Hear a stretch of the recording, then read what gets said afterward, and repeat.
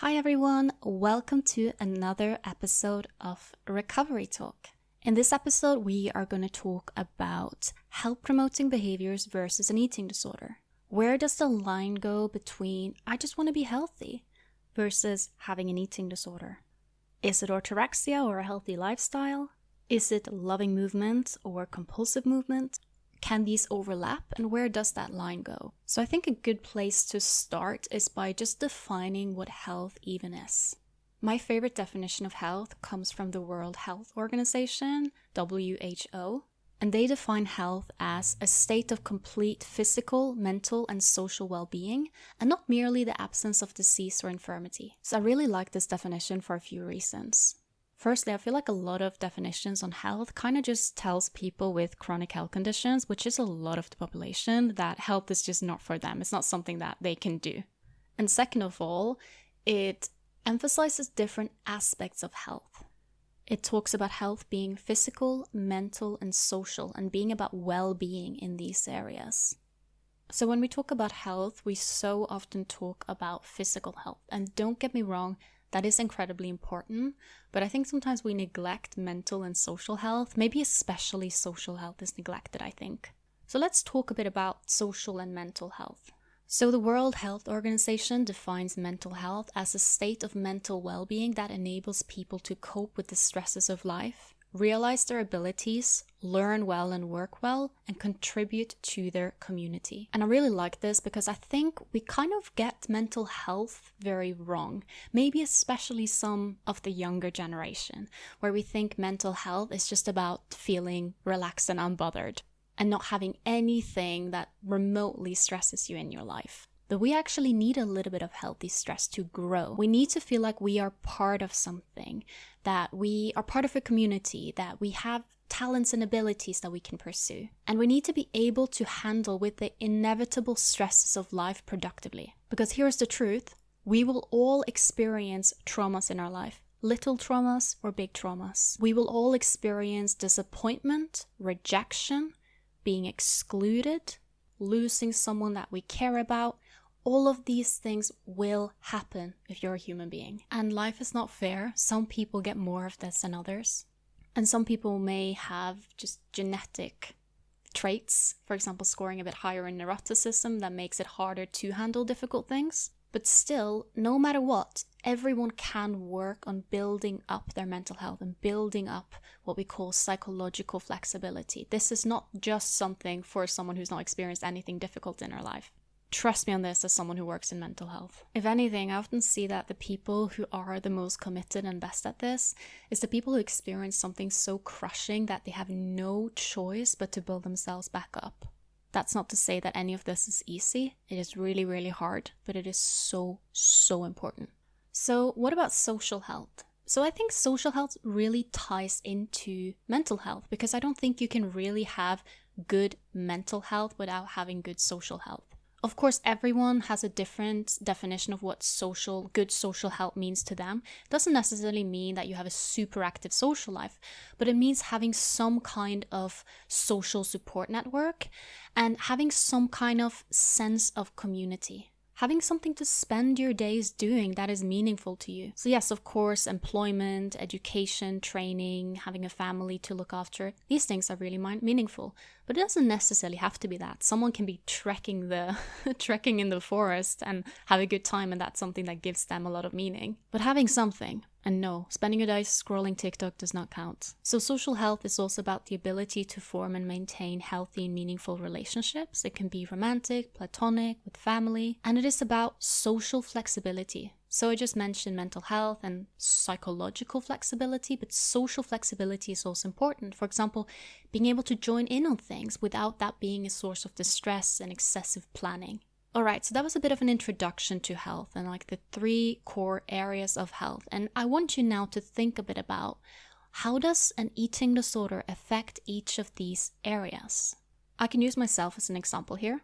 So physical health. I mean, anorexia was just wreaking havoc on my body. My body was just breaking itself down. I was in extremely poor health. And it's so ironic when I think about it because in many ways I was quite orthorexic and I was very strict about what I eat and I demonized a lot of food. Yet my physical health had never been worse. Because guess what? Extreme restriction and weight suppression is not good for the body. And then mental health. My mental health was awful. It was just my eating disorder running the show all the time. All I could think about was food. When am I going to eat? What am I going to eat? Why did I eat this? Should I eat that? All the time, just a constant loop in the head. Food, food, food, food, food. And it took up so much of my brain space that it was very hard to focus on anything else, such as my social health. I was in education, but I found it incredibly hard to be present and really care about anything because I was just thinking about what am I going to have for lunch. I lost pretty much all of my friendships because I was just withdrawing. I didn't want to take part anymore. And when I was there but not there. Light was on, but nobody was home. I could smile and nod and be polite, but people can sense when you're not really present and you kind of just wish that you were at home eating your safe food. People can tell. And oh my God, doing anything social, doing anything even with family, oh geez, it was just such a logistical nightmare because it had to fit with my food. And it was really hard to know what I liked outside of my eating disorder, because what did I like? Food. What did I want to do and become?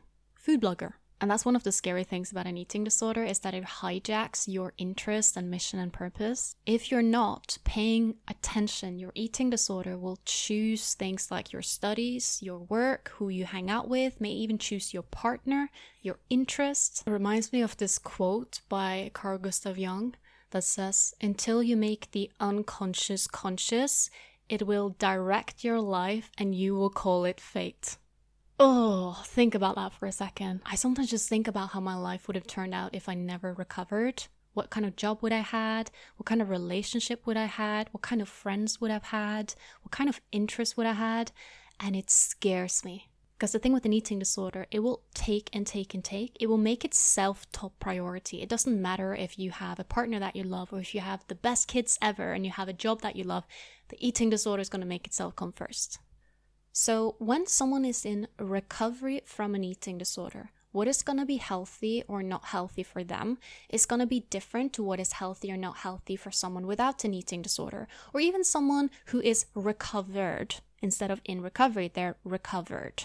So personally, I tend to conceptualize recovery and recovered as two different things. But I understand and respect that a lot of people see it differently. They may say, for example, I've been in recovery for 10 years, but they will be functionally recovered. I just personally find that it feels a lot more empowering for me to talk about being recovered versus being in recovery. Because also, it just feels kind of confusing to me to say I am in recovery from an eating disorder, because I'm just living my life as a person without an eating disorder would. I think this thing of being in recovery and using that instead of being recovered when you don't have an eating disorder anymore stems a little bit from alcoholism and how people with alcoholism tend to vocalize recovery as this thing that is perpetual. Like you're always going to have to watch out around alcohol if you are a alcoholic in recovery. That there is no point when you just like, oh yeah, I can drink again now. But I think that eating disorder and recovery from alcoholism is quite different, because with alcoholism, you can just stay away from alcohol for the rest of your life.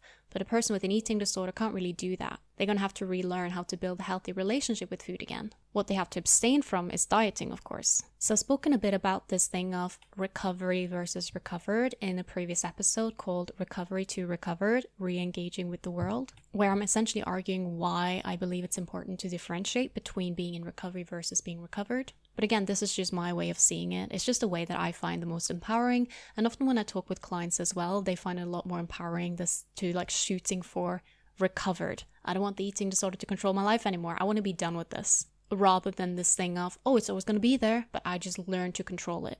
I don't spend my life battling eating disorder thoughts and urges. Like, no, it doesn't sound like a very pleasant or like a great deal for me.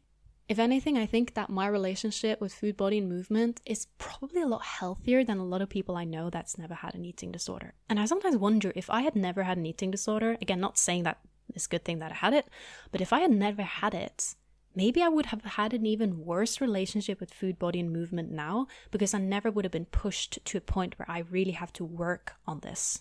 Maybe I would have been one of those people who are like, January 1st, new diet. Oh, I lost a bit of weight. Oh no, I'm gaining the back. I don't care. Oh, that constant like weird cycling and almost performative way of engaging with diet culture that I see a lot, maybe I would have been one of those. And even though for people who are more casually engaging with diet culture and dipping in and out, and it's not really that deep for them, even though, like I said, it's not that deep for them, it still is distressing and tiring and uncomfortable and not really good for the body, because guess what? Constant dieting and yo-yo cycling is really bad for your metabolic health.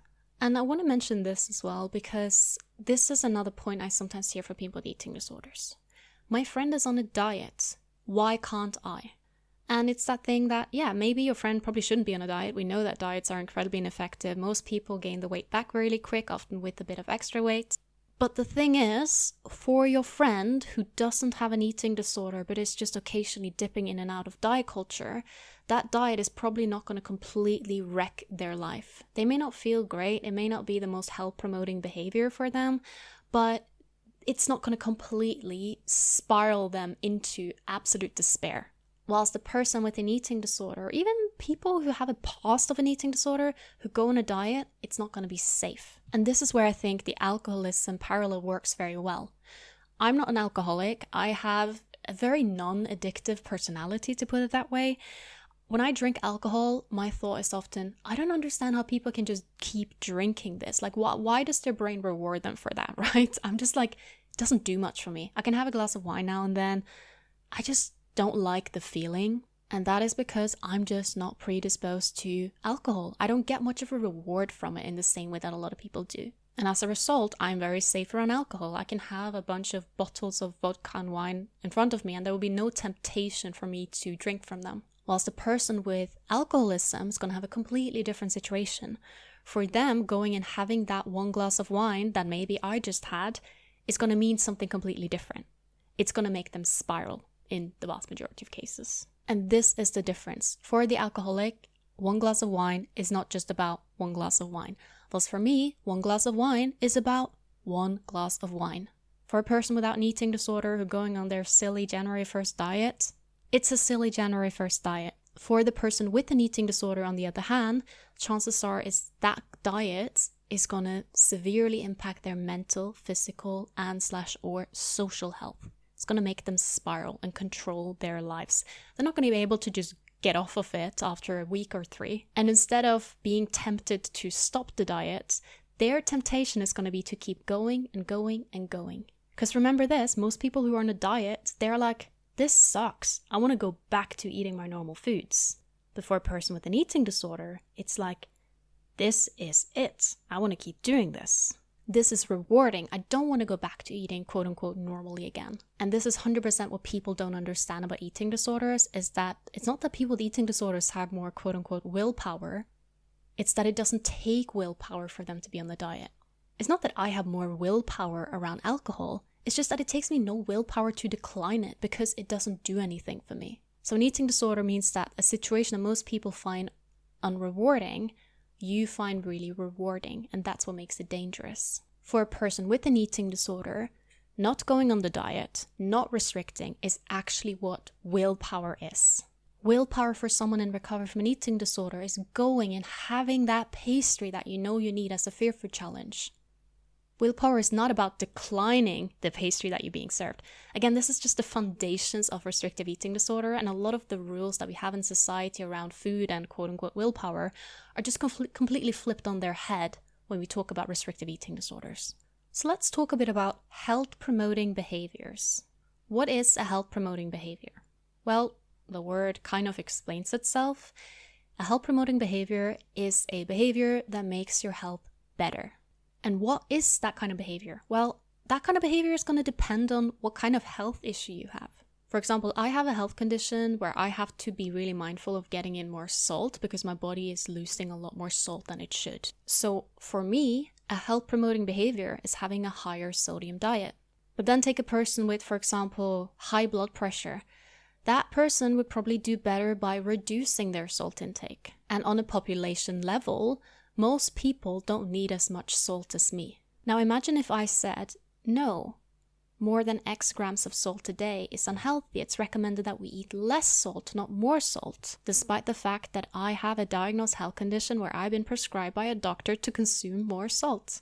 Well, that's going to negatively impact my health if I don't follow the advice and have more salt. And this is often what happens to people with eating disorders. They focus on a general health advice that may work on population level without taking into account their own unique health situation. For example, eat more fruits and vegetables. Absolutely, that's a very good health advice on population level. But then take a person with a restrictive eating disorder who may be quite undernourished. They may have a slowed digestive system due to the eating disorder. They may already be excessively filling up on vegetables, despite feeling really bloated and having a lot of tummy pain from it. Obviously, for that person, reducing the vegetables and instead increasing lower fiber foods, for example, swapping whole grain rice with white rice, is going to be the healthiest for them physically. And also mentally, because they're probably challenging an eating disorder behavior there. And if they don't do that, they are going to have worse health outcomes. They're going to have a digestive system that it just hurts and it's not going to be able to keep up, and they're not going to feel good. So again, health is individual. You are going to have to look at where you are at, get an individual assessment of your health state. What are your values saying? And then take action accordingly. Another example here goes with physical activity.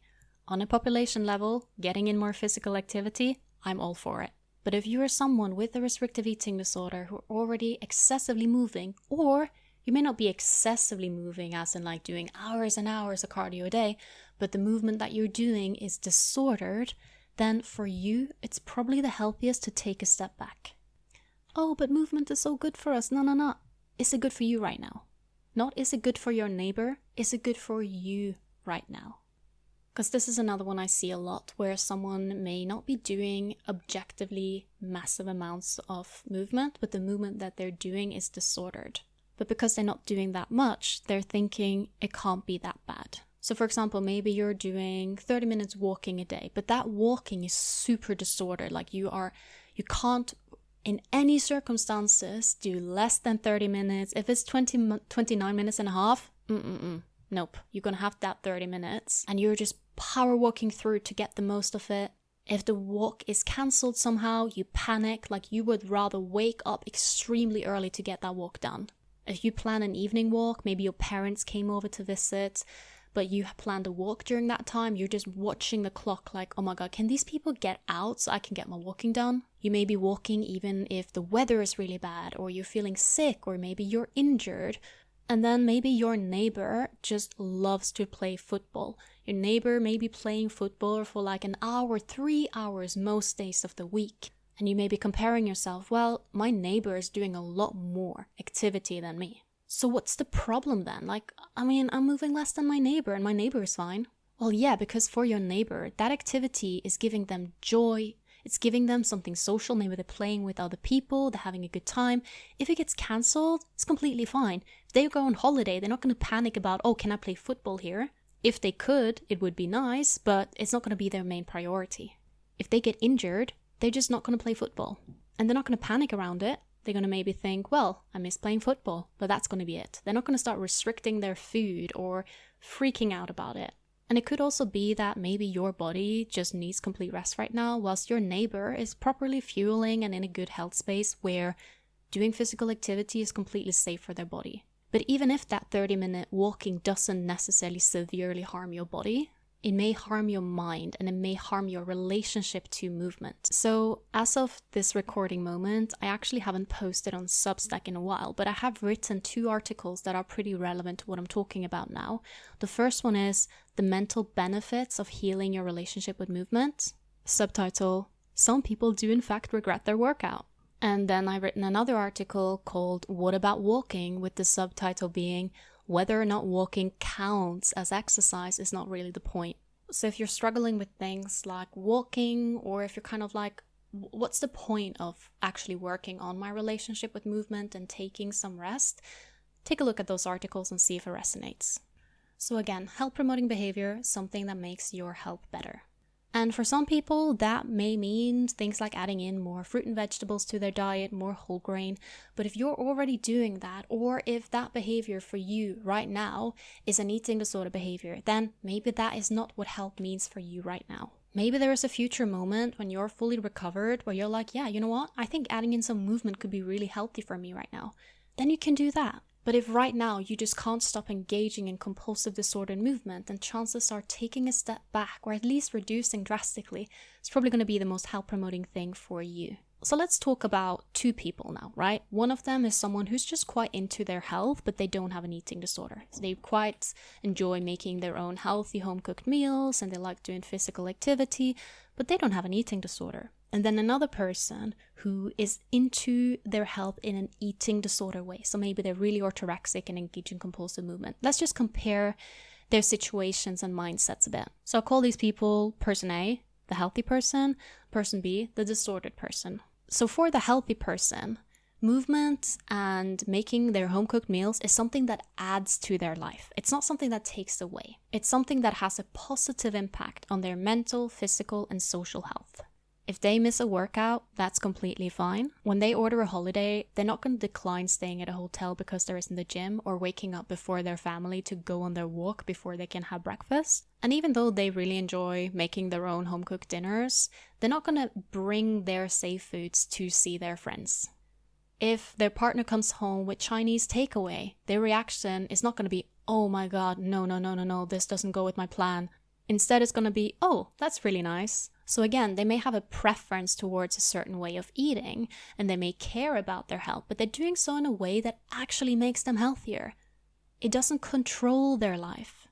And being healthy is a part of their life, but it's not their entire life's purpose. And they have an understanding that health is not about being thin. They're not going to intentionally starve themselves to reach a certain weight or clothing size. They're instead just going to move their body and eat a flexible diet, and healthy is wherever that takes them. If you were to just open their brain and do like a pie chart on how much time they spend thinking about food, body, movement, it wouldn't be a large part of the chart. They may think about it sometimes, but it's just not something that controls their life. Because they know that the whole point of having a good health is so that you can live and be here and be present for the things that actually matter. And the behaviors that they're doing comes from a place of self-love rather than self-hatred. And there is a sense of flexibility around the behavior. And then you compare it with the eating disordered person. For them, if you were to open their brain and do a pie chart, then thoughts, behaviors, planning around food, body, movement would take up the majority of that pie chart. And they're not engaging in these behaviors so that they can be present and enjoy the things that really matter. It's the other way around. The behavior themselves are the purpose. And the behaviors come from a place of low self-worth or self-punishment. So overall, it's rigid, it is anxiety-driven, it's very black and white. And overall, it's causing them a lot of stress and anxiety. It's limiting their health mentally, physically, or socially. For example, they may find it hard to plan things like holidays or seeing friends, because the main priority and focus is food and movement and potentially controlling their body and shape. So can you see here? Both of these people may be really keen on eating their vegetables and going to the gym, but it comes from two completely different sides. And one of them actually ends up getting health benefits from it, whilst another person ends up getting worse health from it. So let's compare a little bit again. Health-seeking behavior versus orthorexia, or just an eating disorder in general. Health-seeking behavior is flexible and nuanced, no black and white thinking. So for example, there aren't strict rules around food being good or bad. Orthorexia, on the other hand, is inflexible. There's no nuance. It's black and white. Food are good or bad.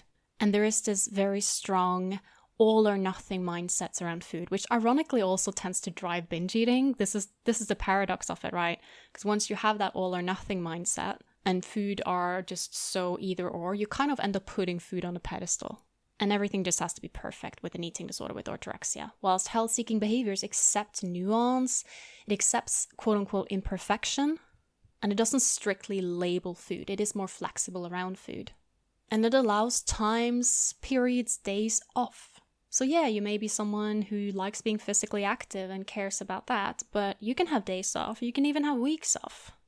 So again, health-seeking behaviors, well, self-compassionate, it's motivated by self-love and self-care, whilst orthorexia is more motivated by punishing the self or self-deprivation, self-loathing, not feeling good enough, and then using food and movement as a way of feeling like this is what's going to make me valuable and worthy.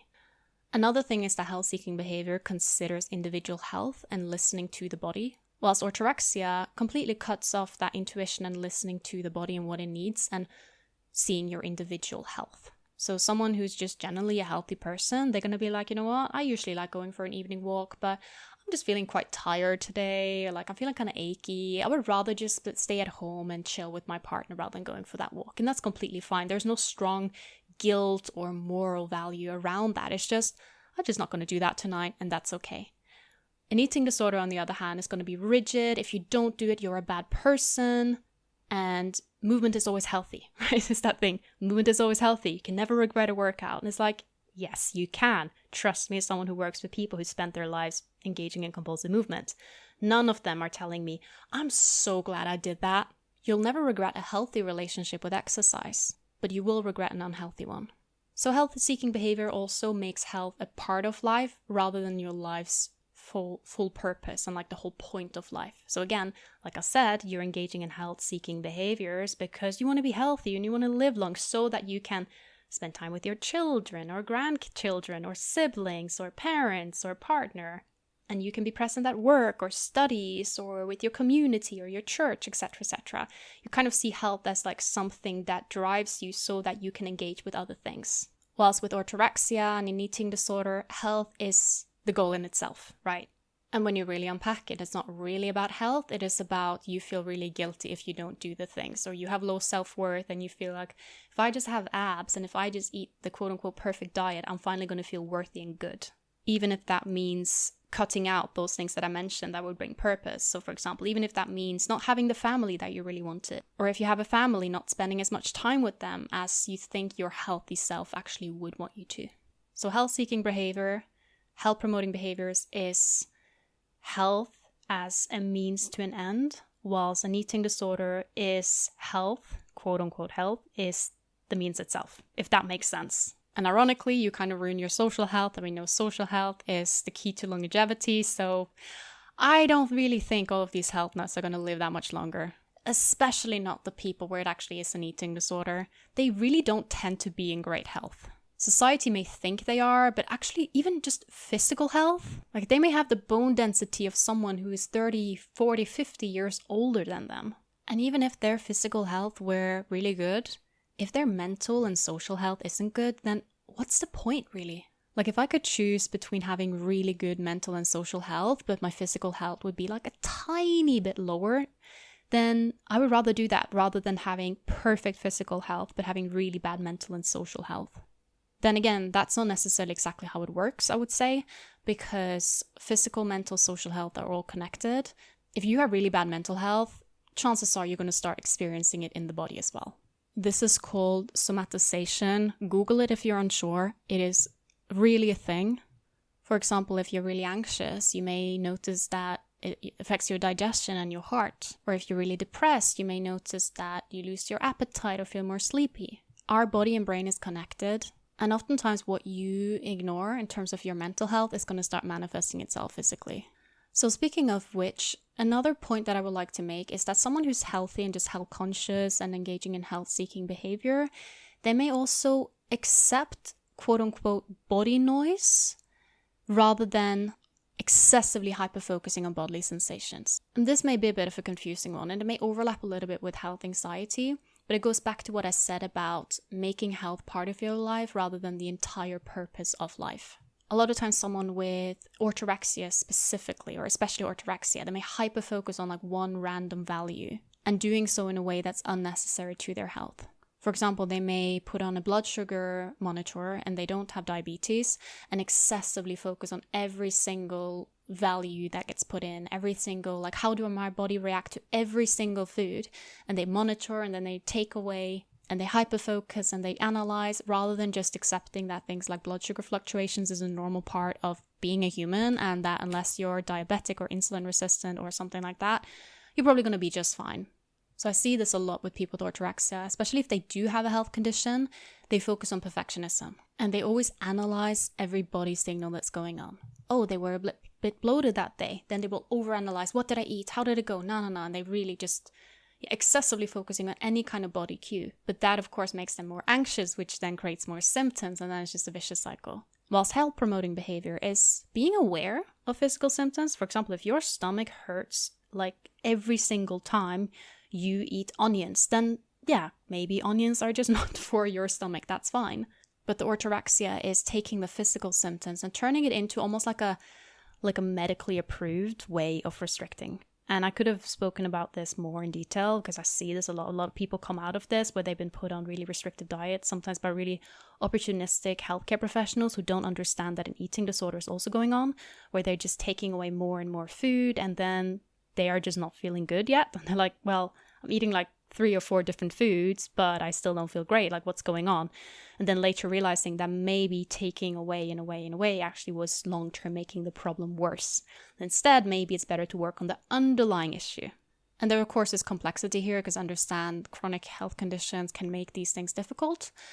But I would say that this is a bit of a difference between orthorexia and also more health anxiety rather than just being having health-seeking behavior. Health-seeking behavior acknowledges individual health conditions and take appropriate measures, but does so in a way that is flexible and allows for life to continue. So for example, if someone may have metabolic syndrome, they may be like, yeah, okay, I'm going to start introducing some more movement, maybe some strength exercise.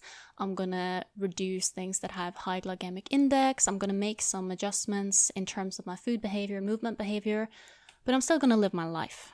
And also make decisions that considers the eating disorder. So I heard this from Dr. Jennifer Goriani. She mentioned it in her book very well, where she said that even in people with health conditions, she cannot herself, as an eating disorder doctor, in good conscience, recommend people with eating disorders elimination diets just because the eating disorder in itself is a health condition, and that's really risky. Another thing that is quite relevant to this is that people with eating disorders will often have a very selective hyperfocus on what kind of health, aspect of health that they want to target and then ignore other aspects of their physical health.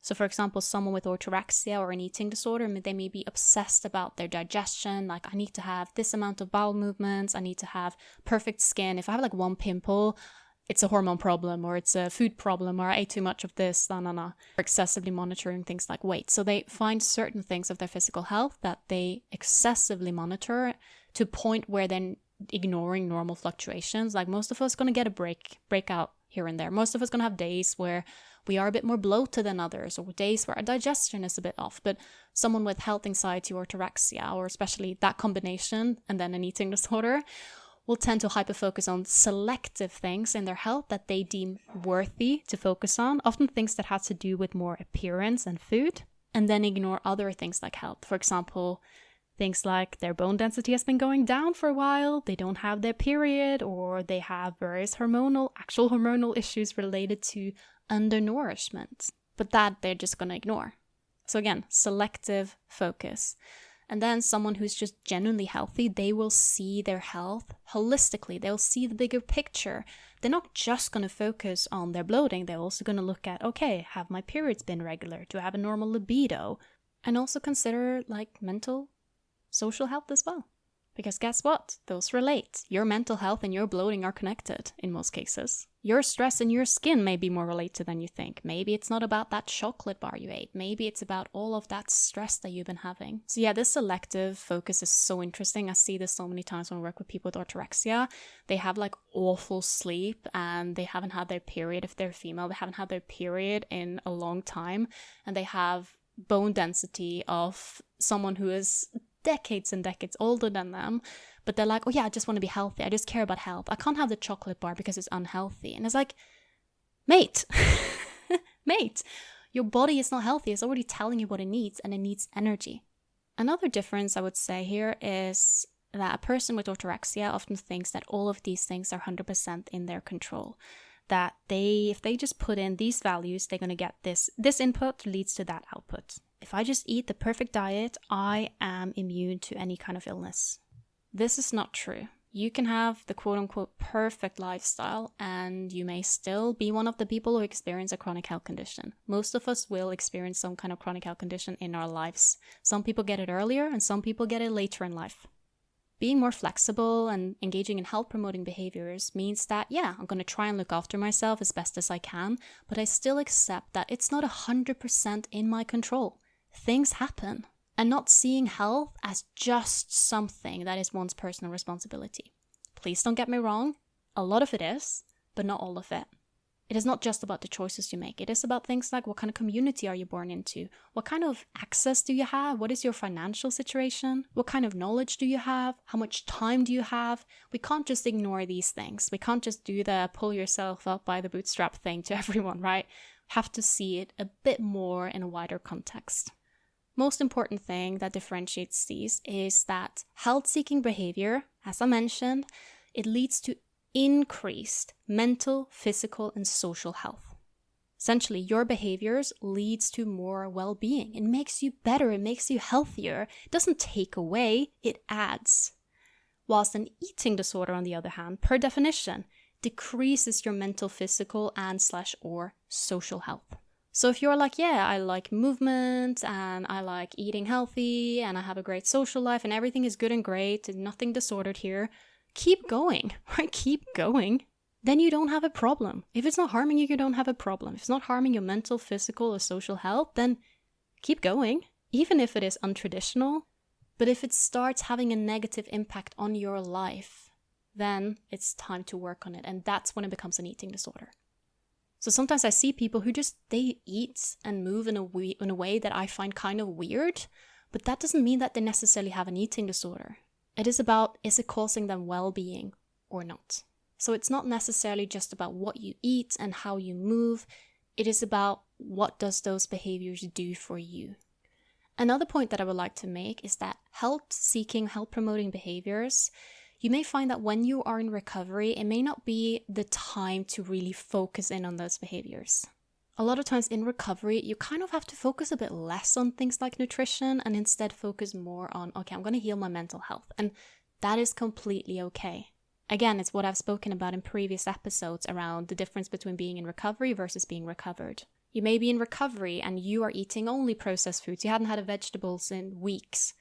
It's okay, it's part of the process. If you were to do that for the rest of your life, never move again, never eat a vegetable again, of course that wouldn't be ideal for your health, but that's not how it works. Or at least not how it should work in my opinion, my definition of recovery at least. So if you find that any kind of focus on like being quote unquote healthy right now for you is just not really helpful, it's okay. I know for myself, if when I was in recovery, people started like nagging about, you need to move, you need to find a healthy relationship and movement, need to get started, I would have just been triggered.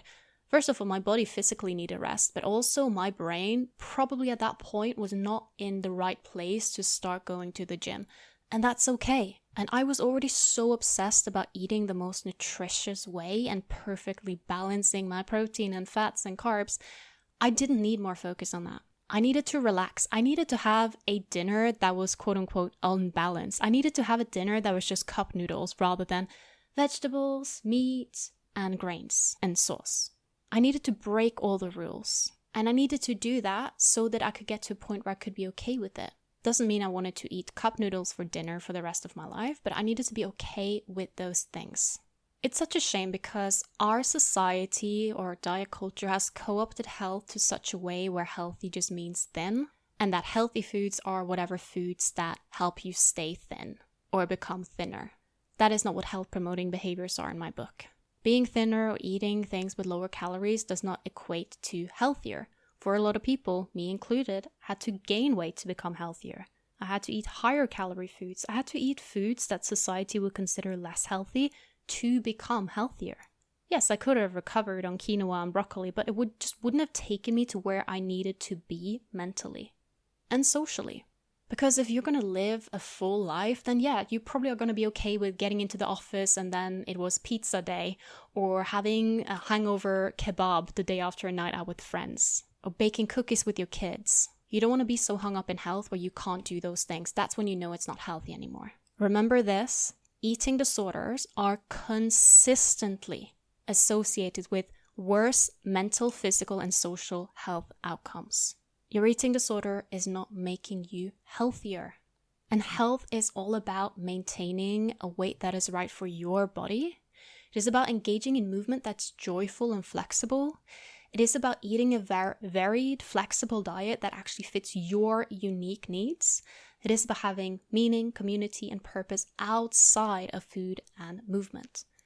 And in order to get there, you're going to have to go through recovery. And in recovery, health may even look different than that. There may not be any movement in recovery for you. Your diet may not be varied at all. You may just eat pizza for a month straight. It's all okay. Health is individual, and don't let your eating disorder co-opt it. Alright guys, I hope you enjoyed this episode, and if you do, please do leave a rating or share with a friend. You can find me on my website, letsrecover.co.uk, if you're interested in coaching, and you can also find me on Instagram at Amalia Lee or at letsrecover.co.uk. I'll leave link to all of these in the episode description. Thank you for listening, and I'll see you guys in the next episode.